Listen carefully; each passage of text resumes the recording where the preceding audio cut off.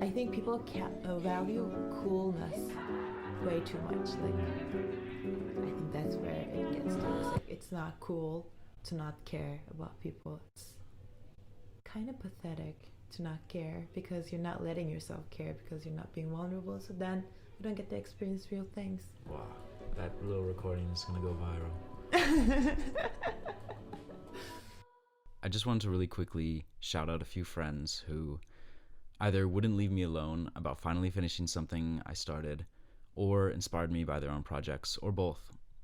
So thank you, Quentin, Elena, Julian, Juju, Seb for his newsletter Logging Out, reporting on life without a smartphone, and Cam with his new company Unscroll and new podcast Good Solutionism. And I just want to be clear that the list goes on and you know who you are, but these are ones who specifically made this one happen.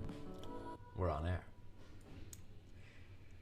Welcome to the Post Definitions Podcast with your host, Freddie Lancia, and our lovely guest, Büşra. That's it. Just Büşra. Yes. So, Büşra, will you take a moment to tell us a little bit about yourself? Yes. I'm Büşra. I'm 23 years old. I've been living in Istanbul since March. It was my birthday gift to myself this year to move here, basically. I found the apartment really around my birthday. I'm an Aries. I work as a translation project manager. And I like comedy a lot. I like humans a lot. And ever since I was a kid, I've labeled myself as a feminist. I'm also queer.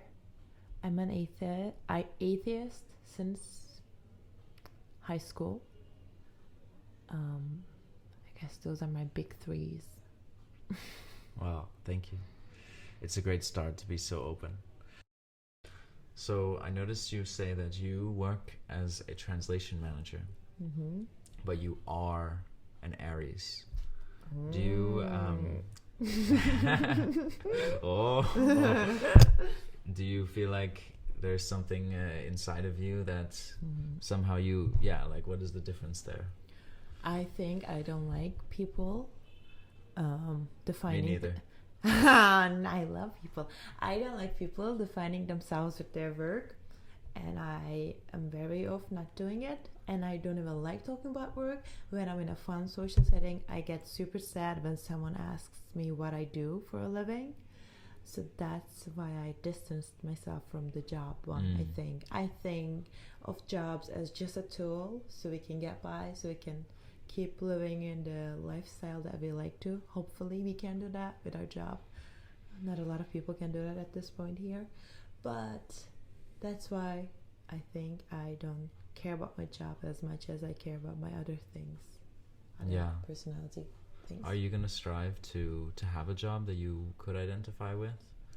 No, because that's how I view jobs as. I don't think they define us. I don't think they should define us. I think we shouldn't be trying to look for a job where it's not going to feel like you're working. I think that's super unrealistic. I think work is just work. It's there to help make you money so you can live your life the way you want to. So I'm not really career driven, and it's not my goal to try to find something that I really love doing, because I don't think that's true. Because if even I turn something that I enjoy doing into work, I think I'll not enjoy it anymore. So I don't really see that as being a possibility. Why do you think you won't enjoy it anymore? Because when you have to do something, it's not fun anymore. Yeah, definitely. So maybe if you got to a point of like huge financial security, and you didn't necessarily have to do the work, but you did it anyway, then we might be able to enjoy it. Yeah, maybe. And I cannot imagine doing that.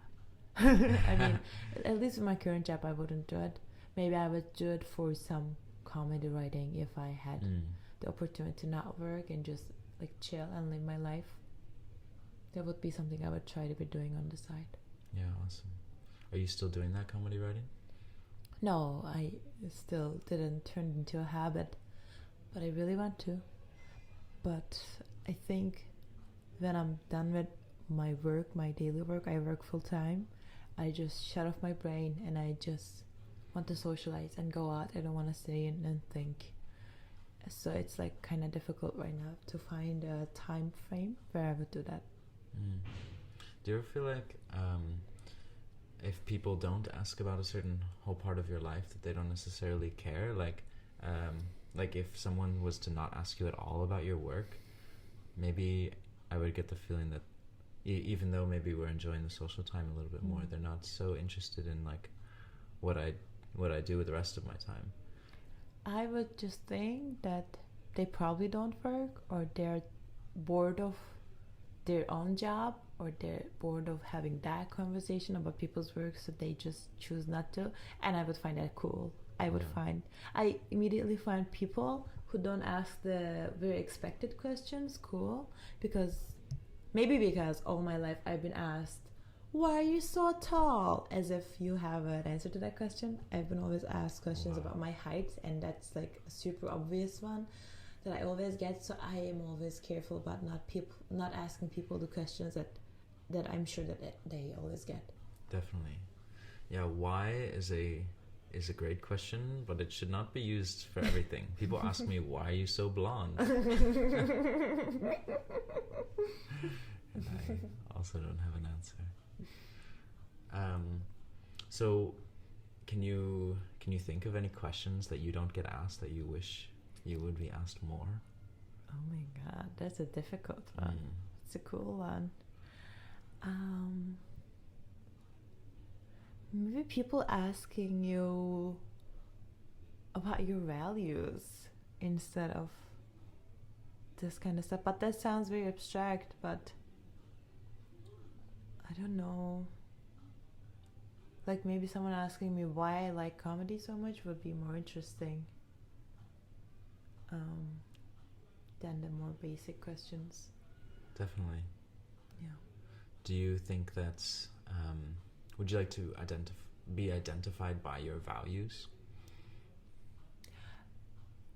I don't know.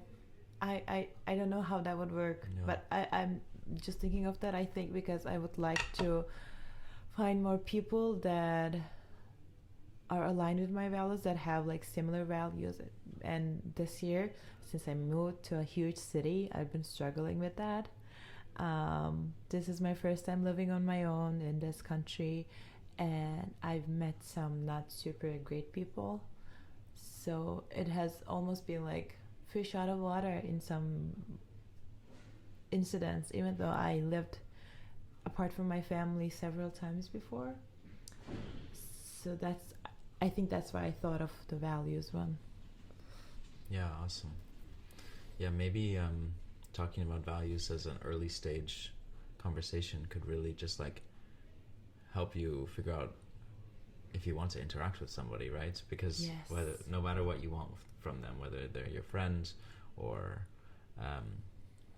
you want to be romantic with them or something like this, you always want them to. You want to know that your values kind of mix.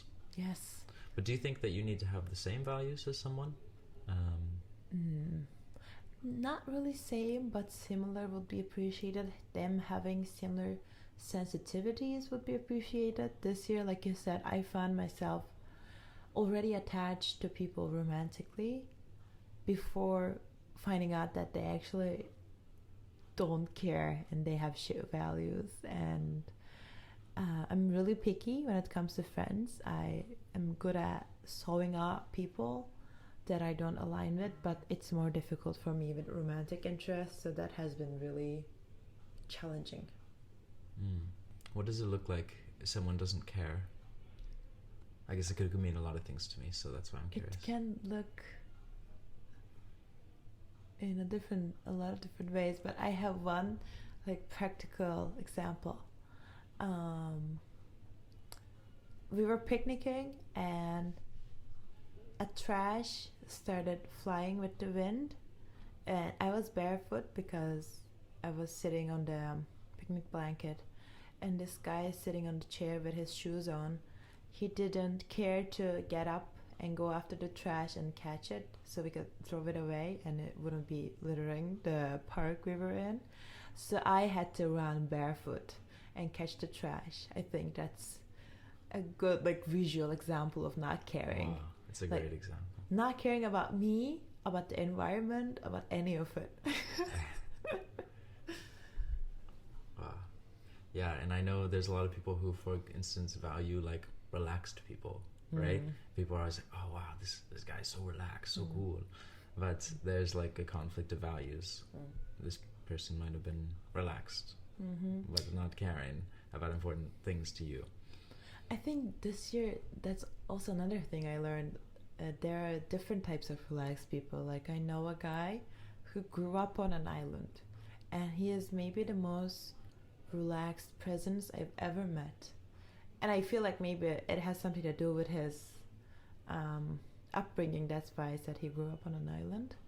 And I asked him once, and he sort of agreed. He sort of thought so as well. And he is very caring, very empathetic. He will be there for you if you're going through anything. He will check up on you.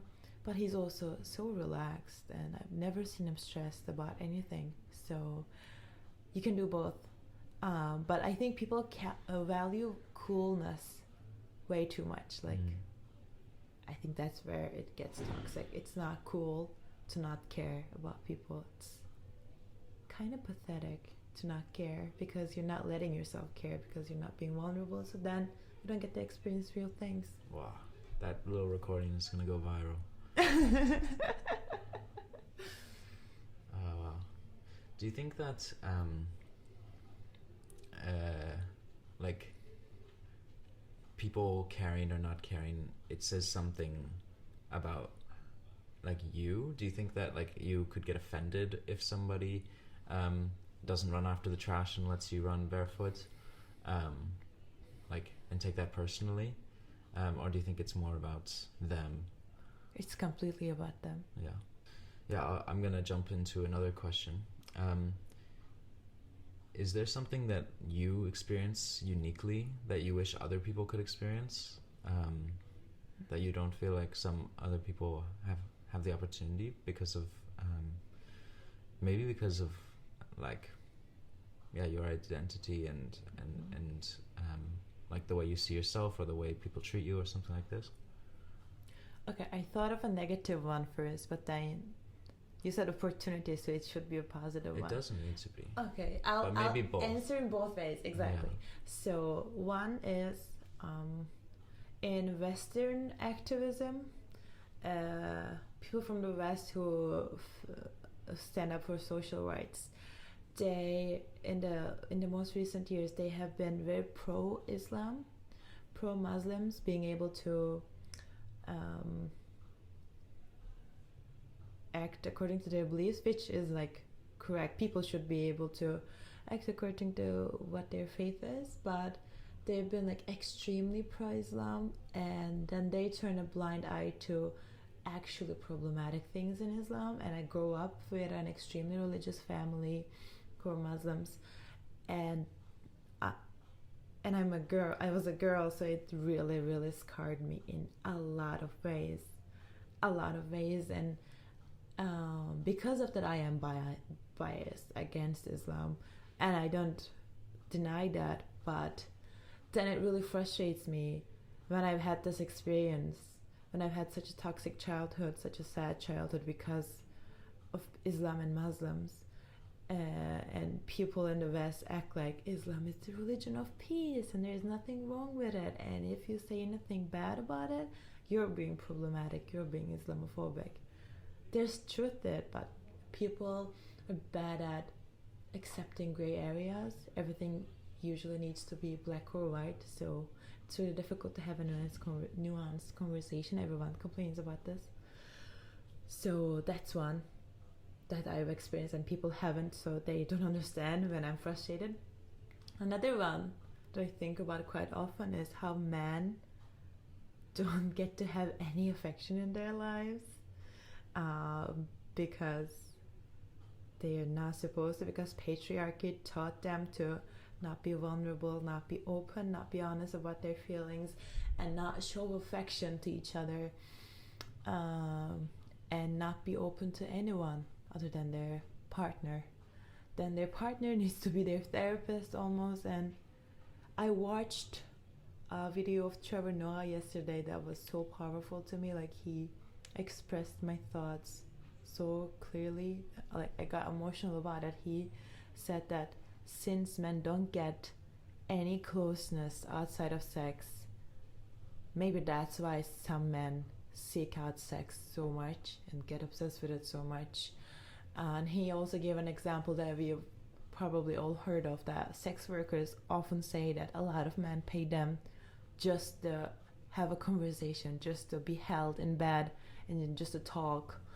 So I would love for men to be able to have the same affection that women get in our social lives. Even when you order a coffee, like, the barista is probably gonna be more polite and smiley to me than my guy friend, and I find that sad.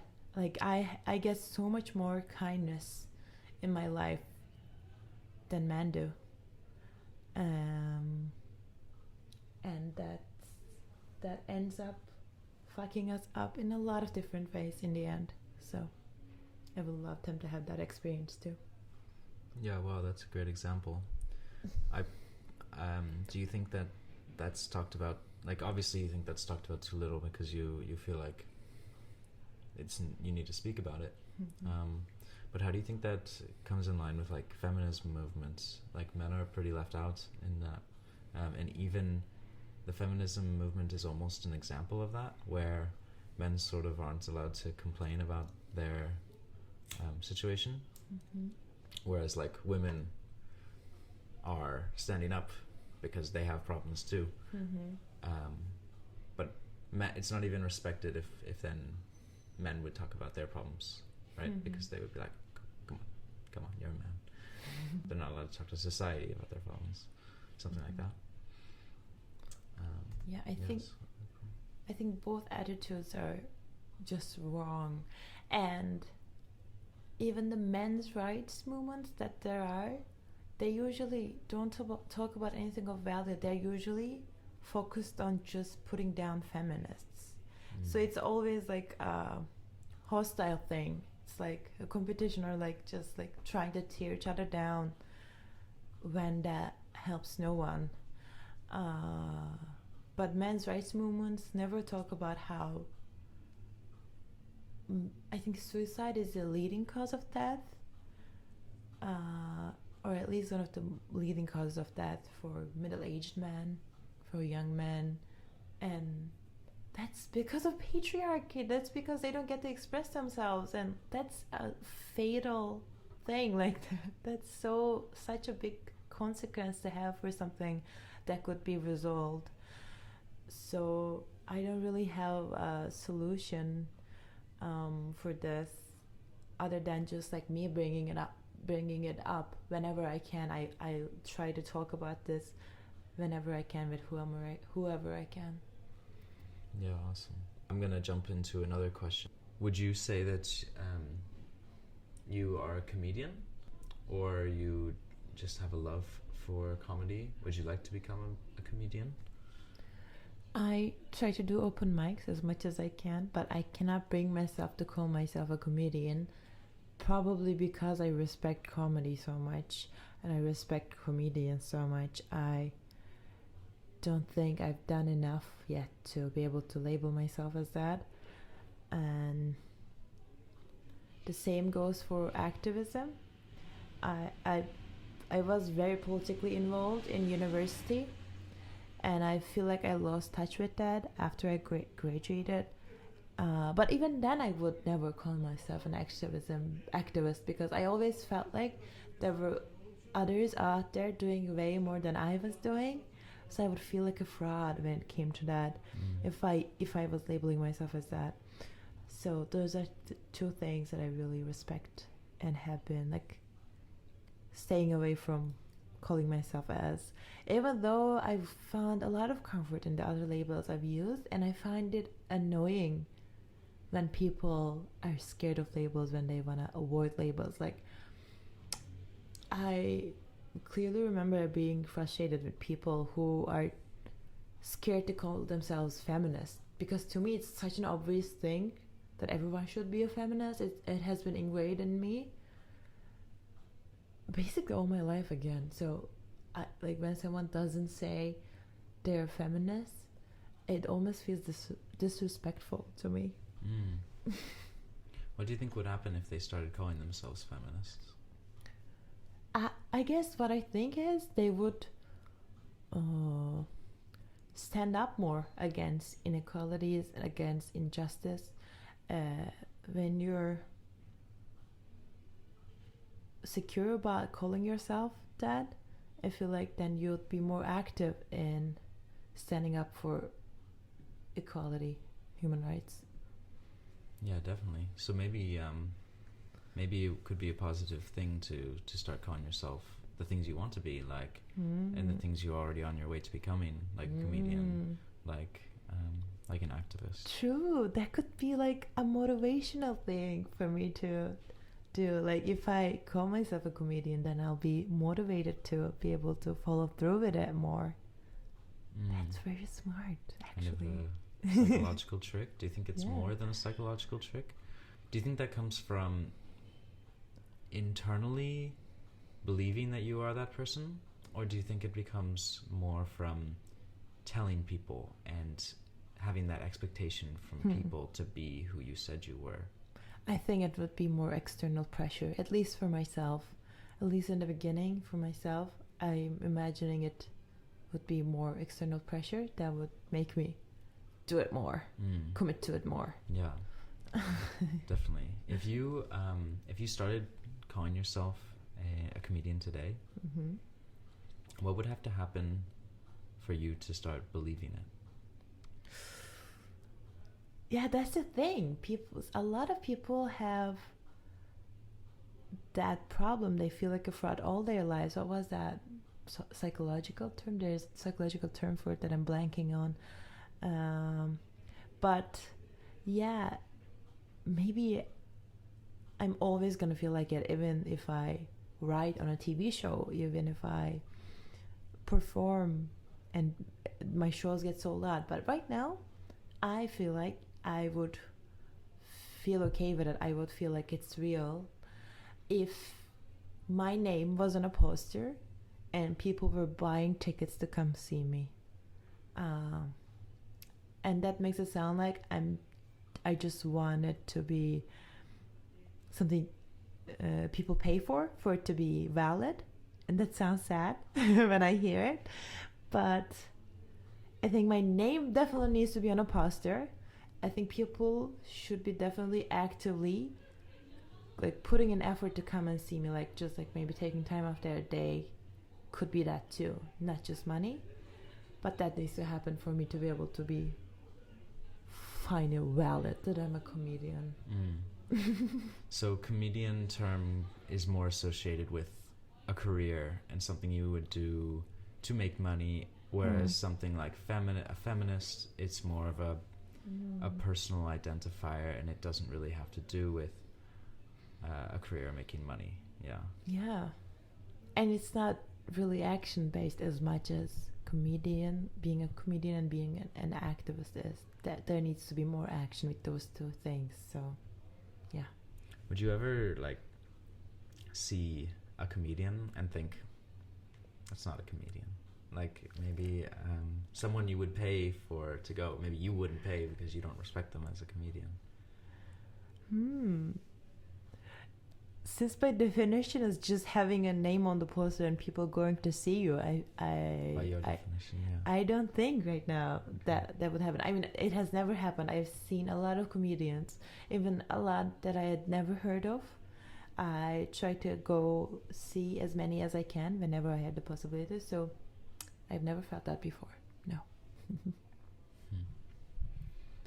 If you were a comedian, how would you like to be described?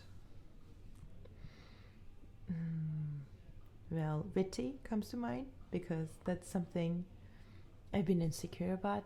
I've never thought of myself as a witty person. I don't think I'm quick-witted, at least, and that's something I find very attractive and something very impressive too. And I would like to be, I'm not gonna say any like fancy too big things, but I would like to be a little different. I would like to have something different to offer to people than all the other comedians are out there. Yeah, definitely. Is witty's different than funny? Yes, To you? it is. Like, because funny could be anything. Funny could be slapstick humor too, but witty is what I would like to be. Yeah.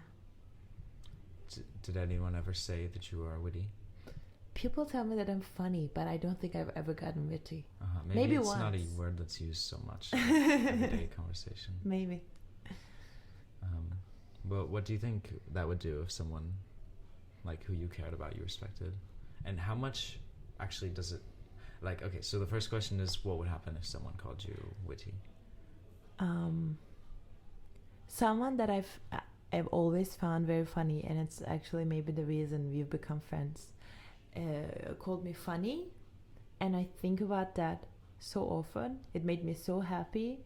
It's ingrained into my brain now, and it really makes me happy. So if someone that I respect, also, it needs to be someone I respect, Right. and maybe someone that I find witty for me to find it believable.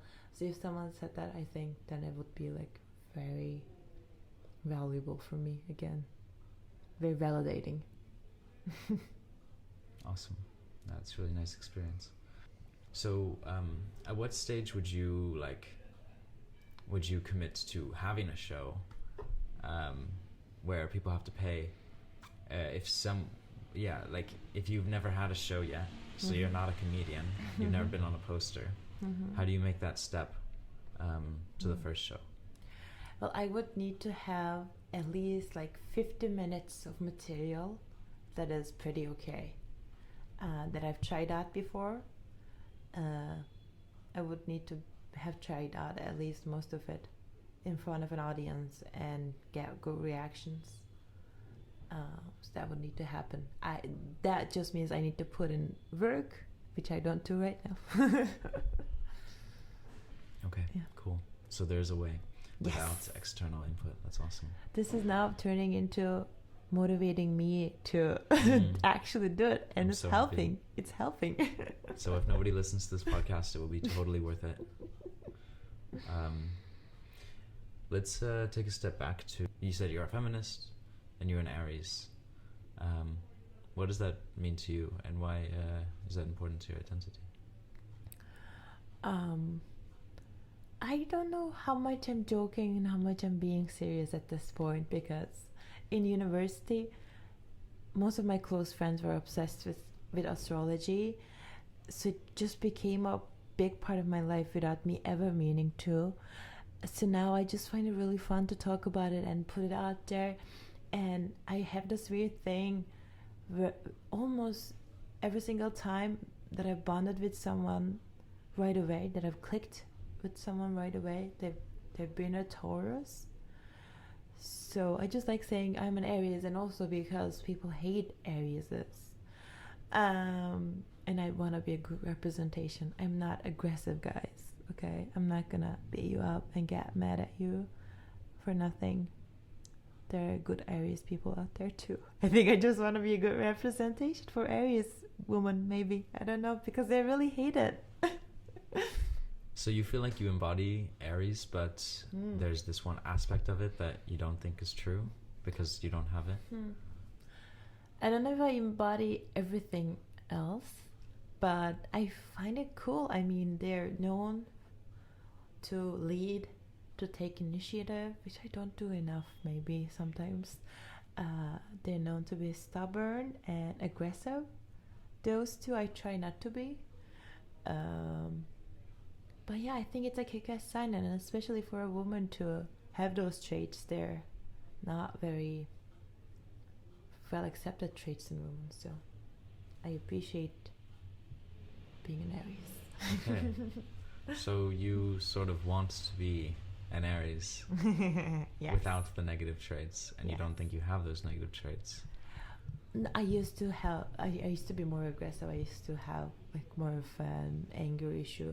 Not really like a prescribed one, like an official one, but I used to get angry more easily, and that's something I've worked on, and I don't really do anymore. Yeah. Awesome. How does someone go about working on something like that, like changing up? Is it a personality trait or is it an action that you see yourself doing? I don't really remember at this point, but I think therapy might have helped, because I remember being in therapy when I was really annoyed with like having big reactions to things right away and hurting people, and then regretting it very deeply later on. I think the biggest part of it actually was just like me learning in time that I'm just gonna regret it. If I do something out of anger now, I'm gonna feel like shit. I am gonna be regretful about it, so I stop myself. I take myself out of the equation if I'm gonna act out of anger. I just step back. That's what I do now. Super cool. What do you love about being so social? And it seems like most of your answers are related to other people, and maybe being ashamed that you made other people feel bad in this situation, or times when you made people feel good, or people, and you're saying, that you love being with people as soon as you get off work, and so on. What do you think that comes from, and what do you love about it so much? This might go to super sad places. You don't have to. No, it's okay. It might be coming from me feeling really, really alone in my childhood. Like, I remember even like moments in elementary school, like walking around in school during breaks and just having no one, and remember even crying about it in the school garden like a few times. So maybe I'm trying to feel that.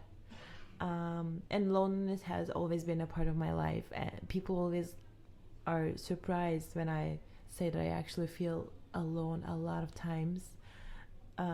They don't even believe me sometimes, because it looks like I know so many people, and I'm so extroverted, but I seek out really like genuine close connections, and that's way more difficult to find. And this is gonna sound obnoxious, but maybe if we're talking about why I'm always like bringing up other people when I'm answering stuff, I feel like maybe I'm selfless in some ways, because I also realized recently that when I talk about my house, I always say our place, our home, because I live with someone, even though the person that I'm telling this story to doesn't know my housemate. Even if they had never met, even if they had never heard of my housemate, I always say our place. But my housemate always says my home, my place. And I feel like that's just a fundamental thing that people have. That sounded fundamentalist or like determinist, maybe. It's not who I am actually, but yeah. So maybe I'm just selfless and focused on others rather than myself a lot of times. Actually, yeah, I am, and that's how I feel comfortable, just being focused on someone else rather than myself being focused on people's comfort and other stuff. Yeah, that's so awesome, and you should not be ashamed of saying like positive traits about yourself, because that's such a common thing where someone would say like, "Oh, this feels so." You said obnoxious or whatever word you choose, but it's not obnoxious, especially because selfless is such a big word that's people use almost always in like a moral context, but it doesn't even have to be that necessarily. It's like how much, like in one way is not better than the other necessarily. I think independence is a cool trait as well, and they can go together. Thank you for sharing that. And it doesn't even mean that I'm saying it in a good way. Actually, maybe I'm too selfless, and I should focus on myself more. And like that's maybe something I should be working on too.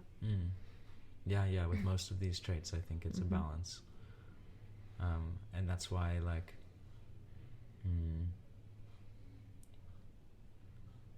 a personality trait, like the description of an Aries, is not necessarily better or worse than the others, and people can see the good and the bad of all those, which I think is a cool part of the star sign system, right? So I feel like there's a lot to dig into there, but let's go ahead and wrap this conversation up, and hopefully we can do it again. So thank you so much, Büşra. Thank you for having me. No, really. This was our first podcast, and it was so successful because Büşra helped me and was so patient. We had a little bit of wine and a little bit of good chats, and we figured out some technology, and so awesome. See you guys.